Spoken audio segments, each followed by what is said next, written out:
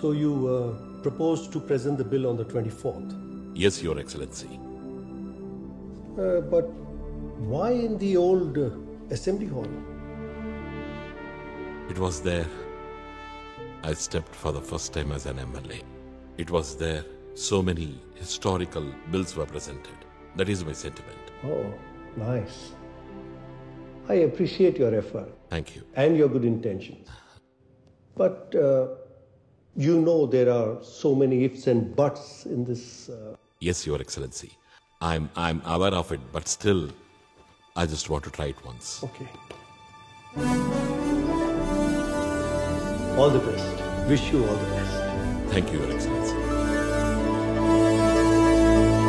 సొంత పార్టీ నుండి ప్రతిపక్ష పార్టీల నుంచి అభ్యంతరాలు వ్యక్తమైనా మన ముఖ్యమంత్రి Kalluri Chandram right to recall bill ని అసెంబ్లీలో ప్రెజెంట్ చేయడానికి సిద్ధపడ్డారు. ఇది ఇలా ఉండగా వివిధ వర్గాల ప్రజల మద్దతు ఈ బిల్ కి లభిస్తోంది. ప్రజాస్వామ్యం అంటే ప్రజలకు ఏదైనా నిర్ణయం తీసుకునే ఆప్షన్ ఉండటం. మనం తప్పు చేశామని ఫీల్ అయినప్పుడు సరిదిద్దుకునే అవకాశం ఉండటం మంచిదే. మన మంత్రివర్గంలో కొందరు దొంగలు ఉన్నారు. ఈ రూల్ తో అలాంటి వాళ్ళని తప్పించే అవకాశం ఉండటం అది చాలా మంచి మార్పును తీసుకొస్తుంది. 2 సంవత్సరాలు చూస్తాం, తర్వాత వాళ్ళ సేవ మాకు వద్దనుకుంటే రీకాల్ చేసి కొత్త వ్యక్తిని ఎన్నుకుంటాం. నిజాయితీగా ఆలోచిస్తే ఈ బిల్ పాస్ అవడం చాలా కష్టం. దాని గురించి డీటెయిల్ గా తెలుసుకోకుండా మాట్లాడడం కరెక్ట్ కాదు. అది వర్కౌట్ అవదండి. ఒక డెసిషన్ మనం తీసుకున్న తర్వాత అది రాంగ్ అని తెలిస్తే దాన్ని సరి చేసుకోవడానికి ఆప్షన్ ఉండడం మంచిదే. అది ఖచ్చితంగా ఉండాల్సిన రూల్. మనం ఒకళ్ళకి ఓట్లేసి గెలిపించిన తర్వాత వాళ్ళని మార్చే అధికారం ప్రజలకు ఉండాలి. ఇది అమల్లోకి వచ్చే ఛాన్సే లేదు. బిల్లు పాస్ అయితే చాలా సంతోషం. ఇది పాస్ అవ్వాలని దేవుని కోరుకుంటున్నాను. ఎవరు గెలిచినా ఎవరు ఉన్నా మా జీవితాలు ఇట్టాగే ఉంటాయి. చాలా మంది అవినీతిపరులు ఈ బిల్ పాస్ అయితే మంత్రి పదవులు కోల్పోతారు. దానివల్ల మా లాంటి సామాన్యులకు మేలు జరుగుతుంది. ఈ బిల్లు పాస్ అవుతుందన్న నమ్మకం. అంత సులభం కాదు. ప్రాక్టికల్ గా చాలా కష్టం దీన్ని అమలు చేయడం. పాజిటివ్ నెగిటివ్ రెండు చెక్ చేసి కరెక్ట్ అనుకుంటేనే ఈ బిల్లుని పాస్ చేస్తే బెటర్. దీన్ని ఎవరు సపోర్ట్ చేస్తే నేను వాళ్ళకే ఓటేస్తాను. నేను దీన్ని సపోర్ట్ చేస్తున్నాను. ఈ బిల్లు పాస్ అయితే అవినీతి ఉండదు. అవుతుంది ఖచ్చితంగా పాస్ అవుతుంది.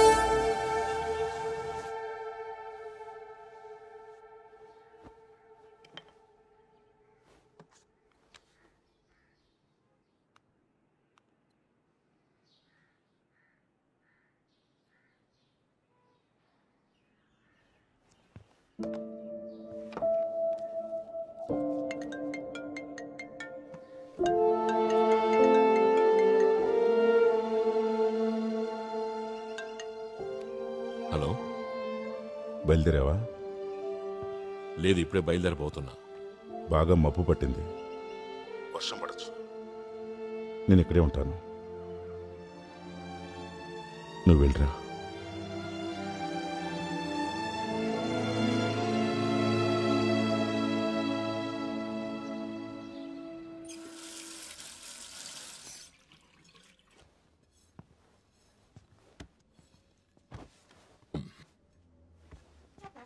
అంకుల్,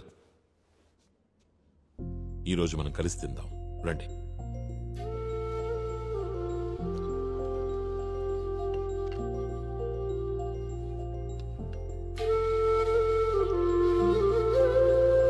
తినండి.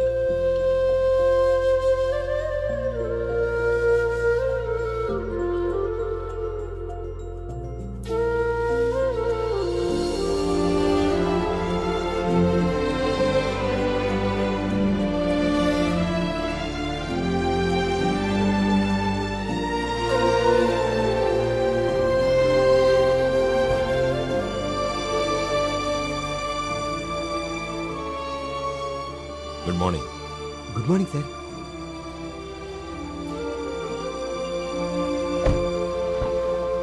మునీర్ సార్. పద.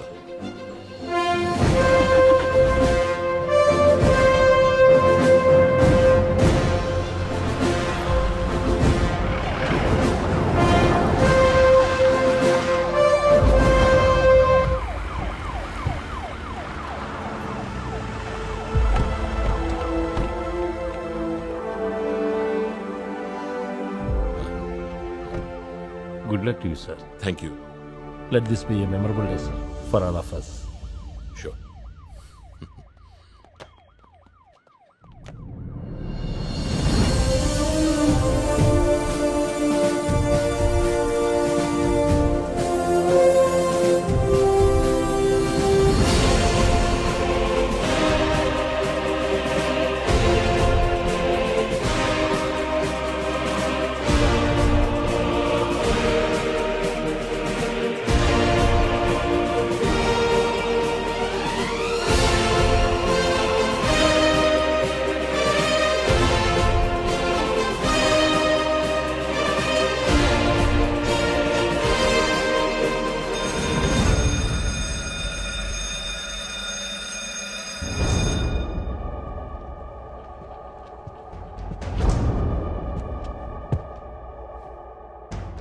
Respected members of the Legislative Assembly, Honorable Chairman of the Assembly is coming.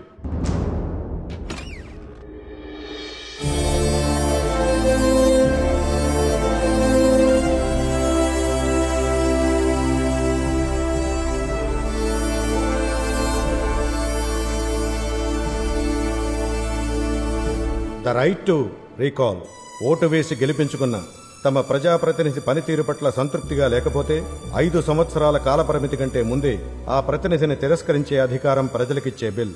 ఈ బిల్ సభలో ప్రవేశపెట్టడానికి గౌరవనీయులైన ముఖ్యమంత్రిని ఆహ్వానిస్తున్నాను. బిల్ ప్రవేశపెట్టిన తర్వాత చర్చ ప్రారంభమవుతుంది. సార్, గవర్నమెంట్ అంటే కేవలం ఒక వాక్యం మాత్రమే కాదు, ఒక ఆత్మ ఉన్న, జీవం ఉన్న, అస్తిత్వం ఉన్న ప్రజల కోసం పనిచేసే వ్యవస్థ. ఈ వ్యవస్థను ఎన్నుకునేది ప్రజలే. అందుకే తామెన్నుకున్న ప్రతినిధులు ఎంతకాలం అధికారంలో ఉండాలో తీర్మానించే అధికారం ప్రజలకే ఉండాలి. గత కొన్ని రోజులుగా ఈ బిల్ కాపీస్ ని సభ్యులందరికీ సర్క్యులేట్ చేశాం. అందరూ కలిసి దీన్ని పాస్ చేసి తెలంగాణలో దీన్ని అమల్లోకి తెచ్చేందుకు సహకరించాల్సిందిగా అభ్యర్థిస్తున్నా. సార్, దీనికి ఓటింగ్ పెట్టాల్సిందిగా కోరుతున్నాను. ఇక్కడ మా పార్టీ అధికారంలో ఉందని, వాళ్ల పార్టీ ప్రధాన ప్రతిపక్షం అన్న విషయాన్ని గౌరవనీయులైన ప్రతిపక్ష నాయకులు కొంచెంసేపు మర్చిపోవాలి. అందరం కలిసి ఏకగ్రీవంగా ఈ బిల్ని పాస్ చేద్దాం. భావితరాల మేలు కోసం దీన్ని వారసత్వంగా మనమిద్దాం. సార్, వేరే ఏ రాష్ట్రంలోనూ వేరే ఏ గవర్నమెంటు ఇలాంటి బిల్లుని సభ ముందు పెట్టలేదు. అందుకే మేము ఏకగ్రీవంగా ఈ బిల్ని పాస్ చేయాలనుకోవట్లేదు. సార్, దయచేసి ఓటింగ్ పెట్టండి.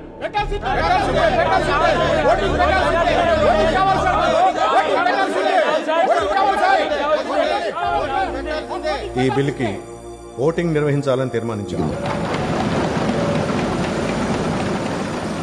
Yes poll, ring the bell.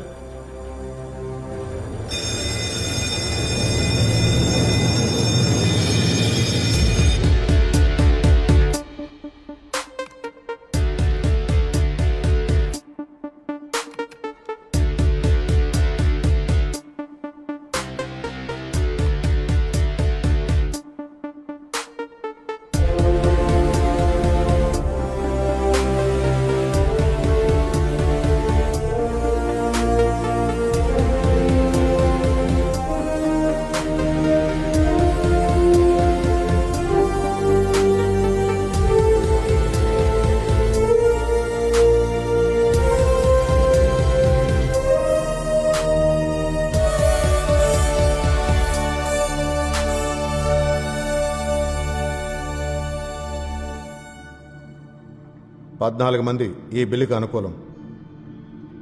ఒక విపక్ష ఎమ్మెల్యే న్యూట్రల్గా ఉన్నారు. బిల్లుకు వ్యతిరేకంగా ఓటు చేసింది 125 మంది.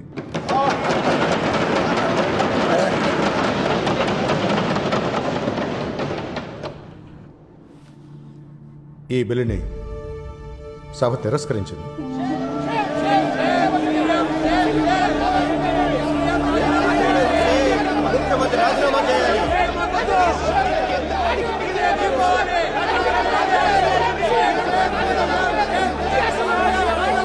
ప్లీజ్ వెళ్ళి కూర్చోండి.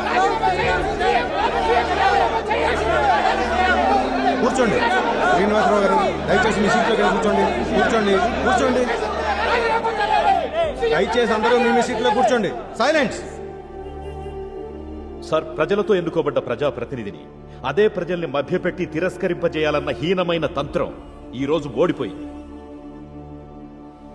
సార్, ఈ రాష్ట్రంలో ఉన్న ప్రజాప్రతినిధుల్ని దొంగలుగా, దోపిడీదారులుగా చిత్రీకరించడానికి, సొంత ప్రయోజనాలను రక్షించుకోవడానికి ఈ సభలో ఉన్న ఏకైక స్వచ్ఛమైన నాయకుడు సీఎం ప్రయత్నించారు. ఇప్పుడే, ఇక్కడే, ఈ క్షణమే సీఎం రాజీనామా చేయాలి. స్వచ్ఛమైన ముఖ్యమంత్రికి ఇది ఒక చరిత్రాత్మకమైన ఓటమి సార్. దారుణమైన బిల్లు సార్ ఇది. దీనికి గాను రాజీనామా కాకుండా ఇంకేం డిమాండ్ చేయగలం సార్? ఇంకా ఒక్క నిమిషం కూడా ముఖ్యమంత్రికి ఆ స్థానంలో ఉండే అర్హత ఏమాత్రం లేదు. ముఖ్యమంత్రి రాజీనామా చేయాలి. సార్, వీళ్ళు కావాలని గొడవ చేస్తున్నారు. అనవసరంగా రాజీనామా నడిస్తే సభ మర్యాదను మంటగలుపుతున్నారు.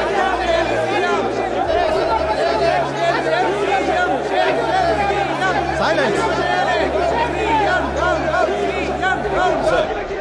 అమలు చేయడం అసాధ్యం అని అందరికీ తెలిసిన బిల్ సార్ ఇది. పాస్ అయితే పూర్తిగా దుర్వినియోగం అయ్యేది. సంవత్సరం ఎలక్షన్స్ కండక్ట్ చేయాల్సిన పరిస్థితి వచ్చేది.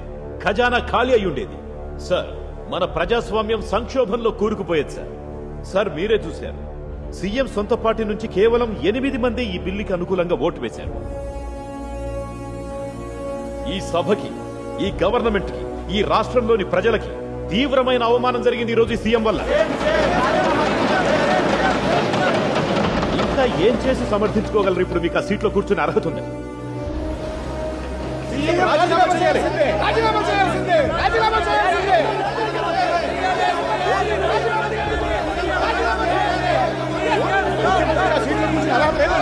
దయచేసి అందరూ మీ సీట్లో కూర్చోండి.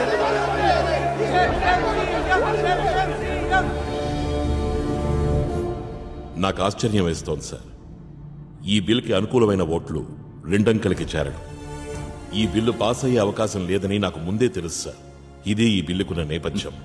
ఇది ప్రెజెంట్ చేస్తే ఇలాగే జరుగుతుందని సమర్థించుకోవడానికి కుంటి సాగులు చెప్తున్నారు. ఈ ఓటమిని కప్పిపుచ్చుకోవడానికి ఈయన మొదలు పెడుతున్న కొత్త డ్రామా సార్ ఇది.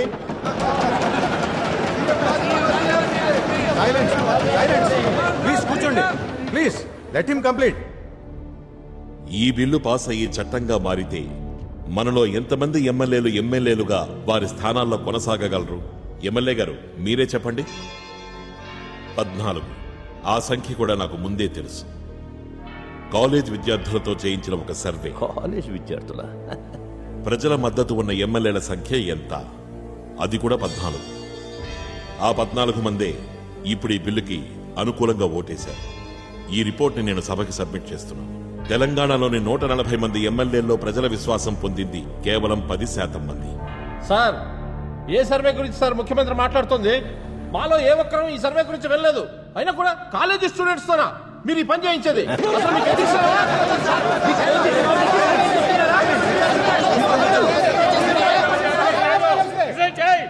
సార్, కొద్దిసేపటి క్రితమే ప్రతిపక్ష నాయకుడు చెప్పారు, ఈ బిల్లు చట్టరూపం దాలిస్తే సంవత్సరం ఎలక్షన్స్ కండక్ట్ చేయాల్సి వస్తుంది, దానివల్ల ఖజానా ఖాళీ అవుతుందని. నిజం చెప్పాలంటే ప్రతిపక్ష నేత కూడా ఆయన మాట్లాడిన దాన్ని బట్టి ఈ బిల్లుకి పరోక్షంగా మద్దతిచ్చారు అధ్యక్ష. ఈ చట్టం గనక అమల్లోకి వస్తే ప్రజాప్రతినిధులు తమ బాధ్యతను ఆత్మనిబద్ధతతో, కార్యదీక్షతో నిర్వర్తిస్తారు. వాళ్ల స్థానాన్ని నిలబెట్టుకోవడానికి ఎంతైనా కష్టపడతారు. అప్పుడు చీటికి మాటికి ఎలక్షన్స్ రావు, ఖజానా కూడా ఖాళీ అవ్వదు. ప్రజలు తాము కష్టపడే నేతని వదులుకోవడానికి సిద్ధపడే ఛాన్సే లేదు. సార్, ఇక్కడ విప్లవం సృష్టించాలను ఈ రాష్ట్రంలో నిజాయితీపరుడైన రాజకీయ నాయకుడిని నేనొక్కడేనని ప్రూవ్ చేసుకోవడానికో కాదు ఈ బిల్లు ప్రజెంట్ చేసింది. ఈ పవిత్రమైన అసెంబ్లీలోకి మనం ఎలా అడుగుపెట్టగలిగాం? మనలోని ఒక్కొక్కరి పేరు ఈ హాల్లో ఉన్న చైర్స్ మీదకి ఎలా ప్రింట్ అయి వచ్చాయి? ఎవరైనా ఆలోచించి చూశారా? మనకి ఓటేసిన ప్రజల దయ వల్ల. వాళ్ల కోసం పనిచేయడం మనందరి బాధ్యత. వాళ్ల కోసం మాత్రమే పనిచేయాలని మనకి మనం చెప్పుకోవాలి. సార్, అధికారం ఎవరిని అవినీతిపరుని చెయ్యదు. మనుషులే అధికారం రాగానే అవినీతిపరులవుతున్నారు. ఒకే ఒక చిన్న సంతకంతో ఒక పెద్ద మంచి కార్యం చేయొచ్చు. అదే సంతకంతో చెడు కూడా చేయొచ్చు. మనస్సాక్షికి విరుద్ధమైన ఏదైనా పనిని ప్రారంభించేటప్పుడు లేదా అలాంటి ప్రేరణ కలిగినప్పుడు చేతి వేలి మీద ఇంకు గుర్తు వేయించుకుని మనకు ఓటేసి గెలిపించిన జనాల మొహాన్ని గుర్తు తెచ్చుకోండి. సార్, జనం ఓట్లేసి గెలిపించిన వాళ్ళమే ఇక్కడున్న వాళ్ళందరం. దాన్నలా ఉంచితే అసెంబ్లీకి కొన్ని నియమ నిబంధనలు ఉంటాయి. చట్టాలు చేసే అధికారం, అవకాశం మనకే ఉంది, మనమే చేస్తాం.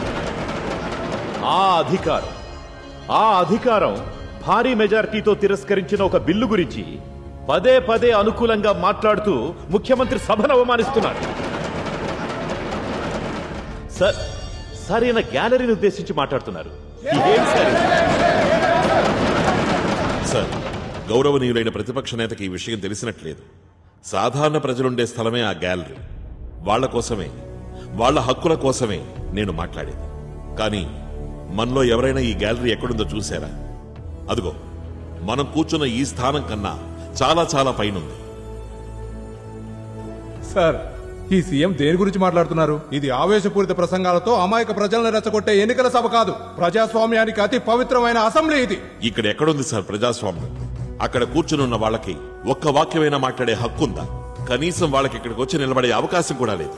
వాళ్ళు చేయగలిగిందల్లా ఓట్లేసి గెలిపించుకున్న తమ ప్రతినిధుల మాటలు, వికృత చేష్టలు అక్కడే కూర్చుని నిశ్శబ్దంగా చూస్తూ వాళ్ళ సహనాన్ని పరీక్షించుకోవడమే. సార్, ఇది అసెంబ్లీ సార్.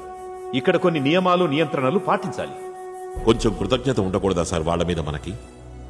నాతో మీతో పాటు ఇక్కడున్న వీళ్ళందరికీ అన్నీ ఇచ్చింది వాళ్ళే. మనం నివసిస్తున్న ఇల్లు, మనం ఉపయోగిస్తున్న వాహనాలు, మన ఫ్రిడ్జ్, టీవీ, మనం తింటున్న తిండి, మనం వేసుకునే దుస్తులు, ఇవన్నీ మనకిచ్చింది వాళ్లే. వాళ్ళు అధికారంతో మనల్ని శాసించాల్సింది. మనల్ని చూసి వాళ్ళు కాదు, వాళ్ళని చూసి మనం సార్ లేచి నిలబడాల్సింది. ప్రజాప్రభుత్వం అంటే ప్రజల్ని పరిపాలించడం కాదు సార్, ప్రజల కోసం పరిపాలించడం. అధ్యక్ష, నా రాజీనామా కోసం గొడవ చేస్తున్న ఈ ఎమ్మెల్యేలు అంత కష్టపడాల్సిన అవసరం ఇంకా లేదు.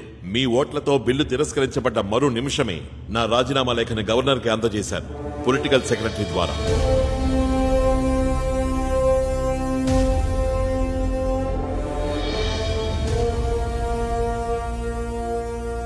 సార్, మీరు అనుమతిస్తే నేను ఇంకో 2 మాటలు మాట్లాడతాను.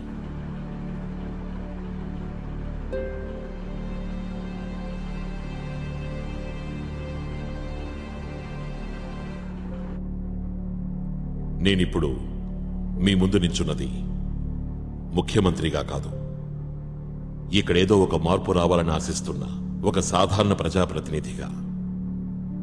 నేను కేవలం ఓ ప్రయత్నం చేశాను. దీనికి కొనసాగింపుగా నా తర్వాత 2వ లేదా 5వ లేదా 7వ లేదా 10వ ముఖ్యమంత్రి దీన్ని అమల్లోకి తీసుకొస్తాడు. నేను నిమిత్తమాత్రుడంతే. ఆ విశ్వాసంతోటే నేను రాజీనామా చేశాను. సంతోషంతో, ఆత్మవిశ్వాసంతో, కొన్ని పరాజయాలు కొన్ని గొప్ప విజయాల కన్నా మహత్తరమైనవనే విశ్వాసంతో నేను ఇక్కడి నుంచి మాత్రమే వెళుతున్నాను. నా ఇంటి తలుపులు ఎప్పుడూ మీకోసం తెరిచే ఉంటాయి. నా ఇల్లంటే ఉద్దేశం నేను ఇప్పుడుంటున్న గవర్నమెంట్ ఇచ్చిన అఫీషియల్ హౌస్ కాదు, మా నాన్న నాకు వారసత్వంగా ఇచ్చిన నా సొంత ఇల్లు. నేనక్కడ మీకోసం ఎదురు చూస్తాను, మీరు చెప్పింది వినడానికి. నాకు మీరు మాత్రమే ఉన్నారు చెప్పడానికి. నాకు సంబంధించి రాజకీయం ప్రజల మీద అధికారమో ఆధిపత్యమో చూపించుకోవడానికి ఒక ఆయుధం కాదు. రాజకీయం నాకు సంబంధించినంత వరకు ప్రజలకు అండగా ఉంటూ ఎంతో కొంత మంచి చేయడానికి ఒక మార్గం మాత్రమే.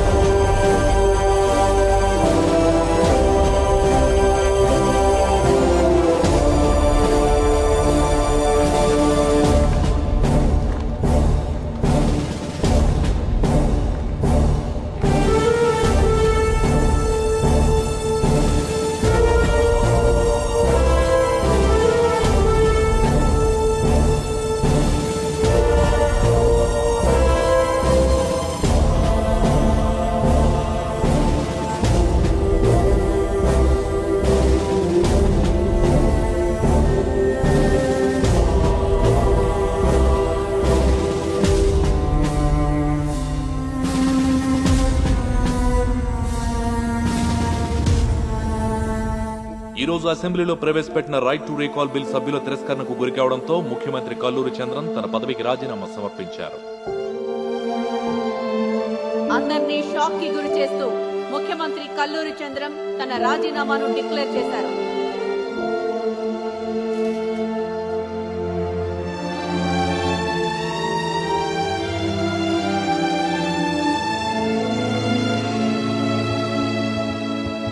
పడిపోతావు, జాగ్రత్త.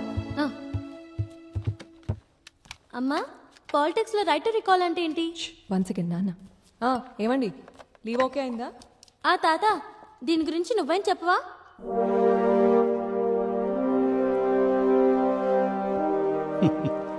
ఇది మీ సంజయ్ మావయ్యని అడిగి ఇంటికి వచ్చాక వాడే నీకు దీని గురించి బాగా ఎక్స్ప్లెయిన్ చేయగలడు. దీన్ని ఫస్ట్ టైం అసెంబ్లీలో అప్పటి ముఖ్యమంత్రి ప్రవేశపెట్టాడు. ఆ ముఖ్యమంత్రి పేరేంటి? ఇప్పుడున్న ముఖ్యమంత్రి పేరేంటి?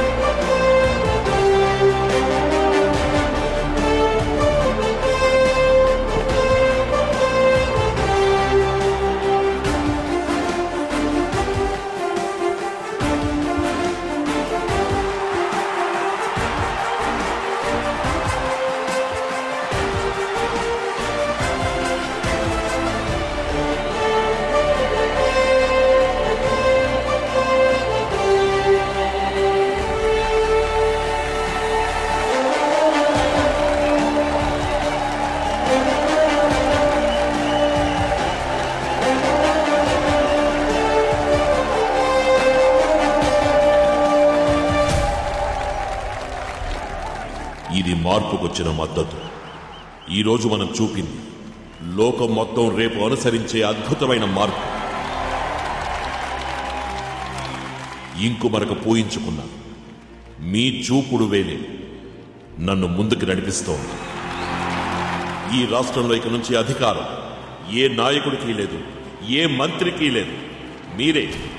మీరే నంబర్ 1.